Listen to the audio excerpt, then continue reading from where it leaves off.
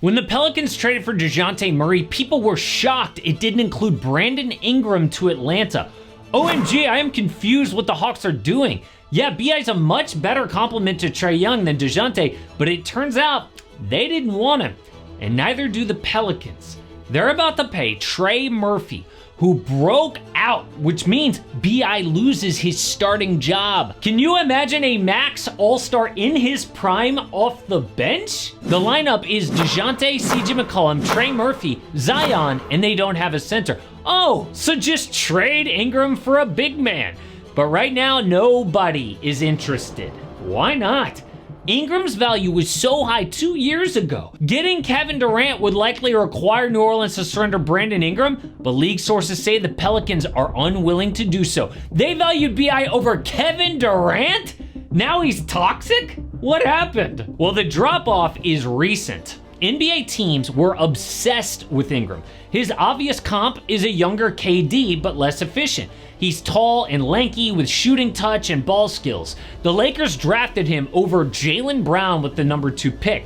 At the time, LA was in a terrible position post-Kobe. Missed the playoffs 4 years in a row with no end in sight, but a miracle. Young Paul George wanted to be a Laker. He led Indy to back-to-back conference finals and was on the trading block. So the Lakers had the key piece to make such a move. They owned the number 2 pick in the 2017 draft, or Brandon Ingram.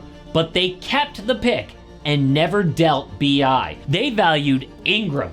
Now PG just got his 4th max contract. B.I.'s getting kicked to the curb by a team that was in love with him 1 year ago. Not only did New Orleans give him a max contract in 2020, he was their savior from Zion. Is constantly injured, so the Pels turned to Ingram to bail them out. Zion had friction with the front office.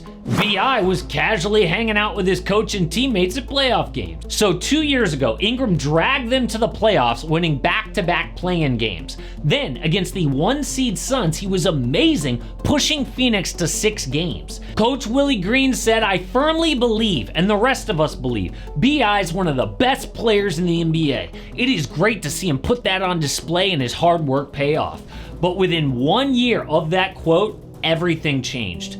Ingram and Zion's chemistry was off, and it was clear they played better with one of them on the court. Then, with 12 games to go, Ingram hurt his knee and was out. So during a close play-in game against the Lakers, Coach Green benched Ingram, and even when Zion pulled his hamstring, Ingram stayed on the bench. He bounced back against the Kings to get the 8th seed, so they needed an elite B.I. against the Thunder. Game 1 came down to the final minutes. Tied at 90. The Pels got 3 offensive boards in a row, but failed to cash in. They missed all 4 shots, but the worst was a badly missed 3 from B.I. I am talking brick, didn't even touch the rim.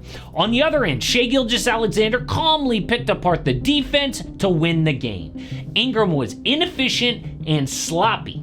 4 points in the second half because of Lou Dort. If one man can shut down the other team's best player, you don't stand a chance. So sure enough, the Pels got swept. Ingram said, "From Team USA up to this season, it's probably the worst I've been in New Orleans Pelicans uniform. I have got to look in the mirror." See, before the season even started, before the injury, Ingram had beef with Steve Kerr. The coach moved B.I. to the bench and asked him to back up younger guys like Josh Hart and Austin Reeves at the World Cup. Ingram ended up with 6 points, 3 boards, and 3 assists per game. What did Kerr hate about his game? In FIBA, the defense is rewarded, and in the NBA, the offense is rewarded. FIBA is much more physical. Oh no, that hurts. So if you don't play defense, you can't be a poor man's Kevin Durant. You gotta be Kevin Durant. And ironically, KD's defense is much better than BI's. So this offseason, Pels front office guy David Griffin promised major changes, and he delivered with DeJounte. But Ingram said he wants a max contract. The Pels can't afford to pay that with Trey Murphy on board, so they can either sign him to a lesser deal, let him walk for nothing next year, or trade him.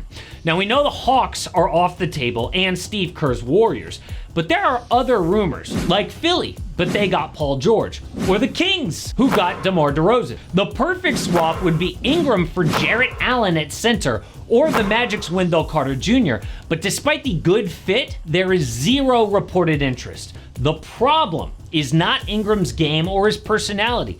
He gets along great in the locker room. He's been an all-star. It's his contract.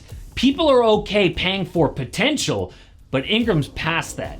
I mean, just look at the sequence in Game 1 against OKC. It felt like the old NBA versus the new. Not that Ingram is old, but he used to be the hot up-and-coming player. Now that's SGA. See, with the new CBA, if you make a contract mistake, it screws your team. People are scared about being too expensive because of the dreaded second apron.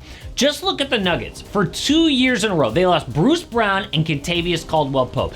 Championship level role players because they made a contract mistake. Jokic and Murray on a max, but Michael Porter Jr.? That cannot happen.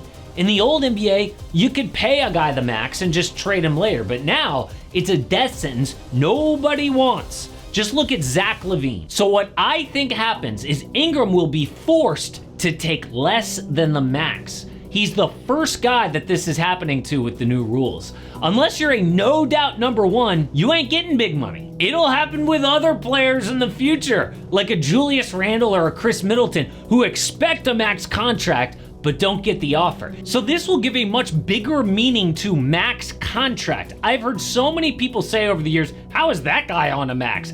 Players like Tobias Harris, Jeremy Grant, Michael Porter Jr., Fred VanVleet, or back in the day like Chandler Parsons or Al Horford.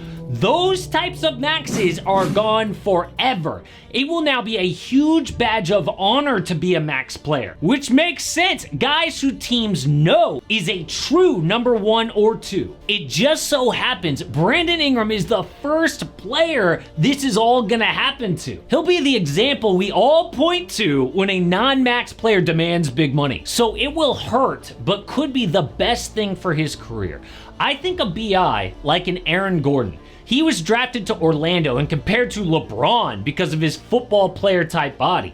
He never lived up to that though and was traded to Denver. Then as a number 3 or 4 in a much better role to contribute to a championship. In Orlando it sucked, everybody sniping at him for not living up to his potential, but that's okay because Gordon changed his role, took less money, and now is happy with his basketball life. He went from a guy nobody wanted as a number 1 to a role player every team would love to have.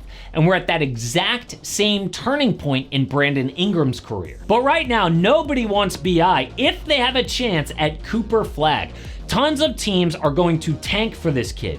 He will go number 1 in the 2025 NBA draft, especially after what he just did to some of the best players in the league.